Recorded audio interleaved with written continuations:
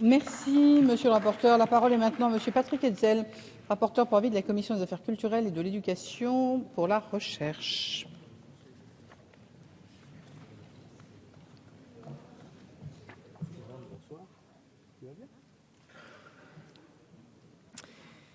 Madame la Présidente, Madame la Ministre, mes chers collègues, le budget proposé pour la recherche en 2014 est très illustratif de la contradiction entre une volonté politique fortement affichée en faveur de la recherche et de l'innovation et de la réalité des moyens proposés. On retrouve là le décalage permanent entre le discours et les actes de l'actuel gouvernement, plus velléitaire que réellement volontaire. En effet, les crédits qui sont globalement attribués à la recherche publique baissent. Cette diminution touche principalement l'Agence nationale de la recherche, mais aussi des organismes de recherche. Rappelons que ces dotations en baisse ont non seulement à couvrir les charges pour pensions qui progressent, elles nettement chaque année, mais aussi le glissement vieillesse-technicité, le GVT, des fonctionnaires de ces établissements publics ou encore les mesures salariales des personnels des EPIC. Les moyens réellement disponibles pour les laboratoires et les équipes de recherche sont donc réduits d'autant, alors que la chute des crédits de l'ANR diminue, parallèlement les financements sur contrats de recherche de ces mêmes organismes. Les emplois des organismes de recherche en 2014 sont présentés comme stables en équivalent temps plein, mais il convient cependant de s'interroger sur la réalité que recouvre cette stabilité. Les emplois inscrits, qui sont un plafond, seront-ils réellement pourvus ? Les auditions avec les responsables des instituts permettent d'en douter très sérieusement. Certains organismes parlent désormais de gel d'emplois qui pourrait être supérieur à 10% des emplois inscrits au budget. C'est du jamais vu depuis 20 ans. Ce budget médiocre conduit à s'interroger sur la pertinence et la possibilité de mettre en œuvre les grandes orientations de la stratégie nationale de recherche, dont la loi relative à la recherche et à l'enseignement supérieur du 22 juillet 2013 prévoit une présentation quinquennale sous forme de livre blanc.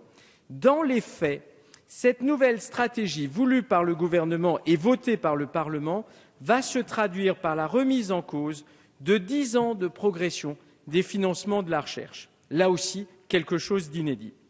Par ailleurs, la recherche sur projet est devenue une variable d'ajustement pour ce gouvernement.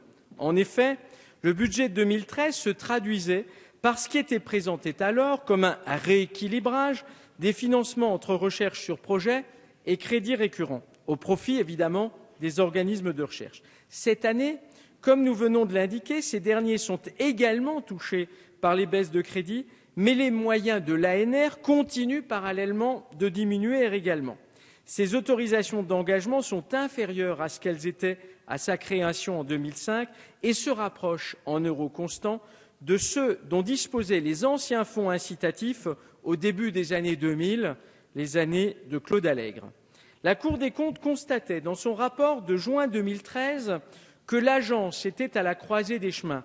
Le gouvernement, à mon sens, semble avoir dépassé cette étape, mettant définitivement en cause l'existence même comme agence de financement de la recherche sur projet. Faut-il y voir l'abandon des financements sur projet en France, notre pays n'ayant fait, dans ce domaine et avec beaucoup de retard, que suivre la pratique européenne et internationale. Par ailleurs, les crédits annoncés par le Premier ministre au mois de juillet pour financer le deuxième programme des investissements d'avenir, le PAI 2, sont inscrits dans le projet de loi de finances pour 2014, mais avec une répartition interne et des montants inférieurs aux annonces du Premier ministre au mois de juillet.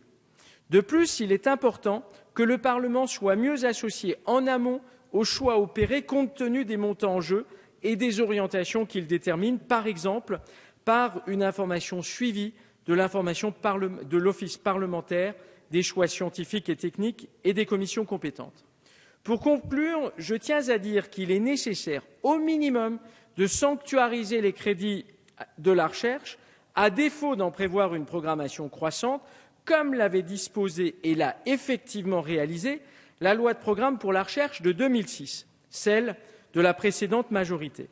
Ce n'est véritablement pas le cas de cette loi de finances, c'est pourquoi j'ai donné un avis défavorable à l'adoption des crédits recherche de la mission interministérielle recherche et enseignement supérieur. Et pour être totalement transparent. Par contre, je tiens à préciser que la Commission, elle, comme nous ne sommes pas majoritaires, a émis un avis favorable. Je vous remercie pour votre attention. Merci, monsieur le